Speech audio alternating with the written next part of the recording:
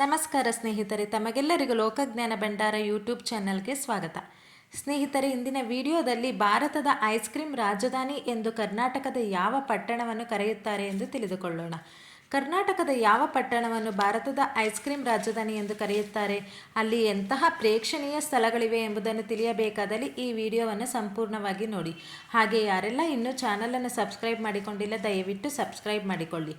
ಮೈಸೂರನ್ನು ಸಾಂಸ್ಕೃತಿಕ ರಾಜಧಾನಿ ಎಂದು ಕರೆದರೆ ಬೆಂಗಳೂರನ್ನು ಸಿಲಿಕಾನ್ ಸಿಟಿ, ಉದ್ಯಾನ ನಗರಿ, ಪಬ್ ರಾಜಧಾನಿ ಎಂದೆಲ್ಲ ಕರೆಯುತ್ತಾರೆ. ಅದೇ ರೀತಿ ಚಿಕ್ಕಮಗಳೂರನ್ನು ಕಾಫಿ ಲ್ಯಾಂಡ್ ಎಂದು, ಕೂರ್ಗನ್ನು ಭಾರತದ ಸ್ಕೌಟ್ಲ್ಯಾಂಡ್ ಎಂದು ಕರೆಯುತ್ತಾರೆ. ಹಾಗೆಯೇ ಭಾರತದ ಐಸ್ ಕ್ರೀಮ್ ಕ್ಯಾಪಿಟಲ್ ಎಂದು ಕರ್ನಾಟಕದ ಯಾವ ಪಟ್ಟಣವನ್ನು ಕರೆಯುತ್ತಾರೆ ಗೊತ್ತಾ? ಆ ಸ್ಥಳ ಮತ್ಯಾವುದೂ ಅಲ್ಲ, ಮಂಗಳೂರು. ಆಹ್ಲಾದಕರವಾದ ಕಡಲ ತೀರಗಳು, ಪುರಾತನವಾದ ದೇವಾಲಯಗಳಿಂದ ಕೂಡಿರುವ ಮಂಗಳೂರು ಅತ್ಯಾಕರ್ಷಕ ರಜೆಗೆ ಸೂಕ್ತವಾದ ಸ್ಥಳವಾಗಿದೆ. ಮಂಗಳೂರಿನ ಪ್ರಮುಖ ಪ್ರವಾಸಿ ಆಕರ್ಷಣೆಗಳ ಬಗ್ಗೆ ಮಾಹಿತಿ ತಿಳಿಯಬೇಕಾದಲ್ಲಿ ಈ ವಿಡಿಯೋವನ್ನು ಕೊನೆಯವರೆಗೂ ನೋಡಿ. ಮಂಗಳೂರಿನ ಅತ್ಯಂತ ಪುರಾತನವಾದ ಪ್ರವಾಸಿ ಆಕರ್ಷಣೆಗಳಲ್ಲಿ ಕುದ್ರೋಳಿ ಗೋಕರ್ಣನಾಥ ದೇವಸ್ಥಾನವು ಒಂದು. ಇದನ್ನು 1912ರಲ್ಲಿ ನಿರ್ಮಿಸಲಾಗಿದ್ದು ಶಿವನಿಗೆ ಸಮರ್ಪಿತವಾಗಿದೆ. ಆಲಯವು ವರ್ಷವಿಡೀ ಭಕ್ತರನ್ನು ಆಕರ್ಷಿಸುತ್ತದೆ. ಇದು ಮಂಗಳೂರಿನಲ್ಲಿ ಭೇಟಿ ನೀಡಲು ಉತ್ತಮವಾದ ಸ್ಥಳಗಳಲ್ಲಿ ಒಂದಾಗಿದೆ. ದೇವಾಲಯವು ಯಾವುದೇ ಜಾತಿ ಅಥವಾ ಧರ್ಮವನ್ನು ಲೆಕ್ಕಿಸುವುದಿಲ್ಲ. ನವರಾತ್ರಿಯ ಸಮಯದಲ್ಲಿ ದೇವಸ್ಥಾನಕ್ಕೆ ಭೇಟಿ ನೀಡಲು ಎಂದಿಗೂ ತಪ್ಪಿಸಿಕೊಳ್ಳಬೇಡಿ. ಮಂಗಳೂರಿನ ಸಮೀಪದಲ್ಲಿರುವ ಪಣಂಬೂರು ಕಡಲತೀರವು ಕಡಲತೀರ ಪ್ರೇಮಿಗಳನ್ನು ಬಹಳ ಆಕರ್ಷಿಸುತ್ತದೆ. ಇಲ್ಲಿ ಸೂರ್ಯಾಸ್ತದ ವೀಕ್ಷಣೆ ಅಥವಾ ಗಾಳಿಪಟ ಉತ್ಸವವನ್ನು ಎಂದಿಗೂ ತಪ್ಪಿಸಿಕೊಳ್ಳಬೇಡಿ. ಕಡಲ ತೀರದಲ್ಲಿ ನೀವು ಸಾಕಷ್ಟು ಸಾಹಸಮಯ ಜಲಕ್ರೀಡೆಗಳನ್ನು ಸಹ ನೋಡಬಹುದು. ಜನರು ನೀರಿನ ಸವಾರಿಗಳು, ಸೂರ್ಯನ ಸ್ನಾನ, ಬೋಟ್ ಸ್ಕೀಯಿಂಗ್, ಕುದುರೆ ಸವಾರಿ ಸೇರಿದಂತೆ ಇನ್ನೂ ಹೆಚ್ಚಿನ ಆಕರ್ಷಣೆಗಳಲ್ಲಿ ಪ್ರಯತ್ನಿಸಬಹುದು.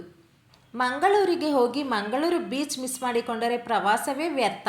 ಜನರು ತಮ್ಮ ವಯಸ್ಸಿನ ಹೊರತಾಗಿಯೂ ಹೆಚ್ಚು ಆನಂದಿಸುವ ನೆಚ್ಚಿನ ತಾಣಗಳಲ್ಲಿ ಒಂದಾಗಿದೆ. ನಿಮ್ಮ ಕುಟುಂಬ, ಪ್ರೀತಿ ಪಾತ್ರರು ಅಥವಾ ಸ್ನೇಹಿತರೊಂದಿಗೆ ನೀವು ಭೇಟಿ ನೀಡಬಹುದಾದ ತಾಣಗಳಲ್ಲಿ ಮಂಗಳೂರು ಬೀಚ್ ಕೂಡ ಒಂದು. ಅನೇಕ ಸಾಹಸ ಚಟುವಟಿಕೆಗಳ ಜೊತೆಗೆ ಶಾಂತಿಯನ್ನು ಕಂಡುಕೊಳ್ಳಬಹುದು. ಸುಲ್ತಾನ್ ಬತ್ತೇರಿ ಮಂಗಳೂರಿನ ಐತಿಹಾಸಿಕ ತಾಣವಾಗಿದೆ. ದಾಳಿಕೋರರು ಅಥವಾ ಆಕ್ರಮಣಕಾರರನ್ನು ನೋಡಲು ಮತ್ತು ಕಣ್ಣಿಡಲು ನಿರ್ಮಿಸಲಾದ ಸ್ಮಾರಕ ಗೋಪುರವಾಗಿದೆ.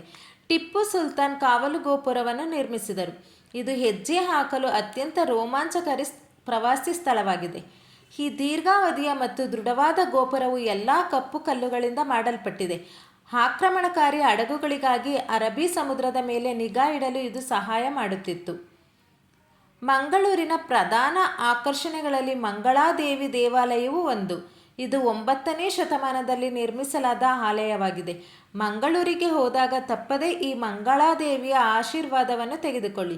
ಇಲ್ಲಿಗೆ ಪ್ರಪಂಚದ ಮೂಲೆ ಮೂಲೆಗಳಿಂದ ಸಾಕಷ್ಟು ಭಕ್ತರು ದೇವಿಯ ಆಶೀರ್ವಾದಕ್ಕಾಗಿ ಬರುತ್ತಾರೆ. ಸ್ನೇಹಿತರೆ, ಈ ಪುಟ್ಟ ಮಾಹಿತಿ ನಿಮಗೆ ಇಷ್ಟವಾಗಿದ್ದಲ್ಲಿ ಒಂದು ಲೈಕ್ ಕೊಡಿ. ಹಾಗೆ ನಿಮ್ಮ ಫ್ರೆಂಡ್ಸ್ ಮತ್ತು ಫ್ಯಾಮಿಲಿಗೂ ಶೇರ್ ಮಾಡಿ. ಯಾರೆಲ್ಲ ಇನ್ನೂ ನನ್ನ ಚಾನಲನ್ನು ಸಬ್ಸ್ಕ್ರೈಬ್ ಮಾಡಿಕೊಂಡಿಲ್ಲ, ದಯವಿಟ್ಟು ಸಬ್ಸ್ಕ್ರೈಬ್ ಮಾಡಿಕೊಳ್ಳಿ. ಧನ್ಯವಾದಗಳು.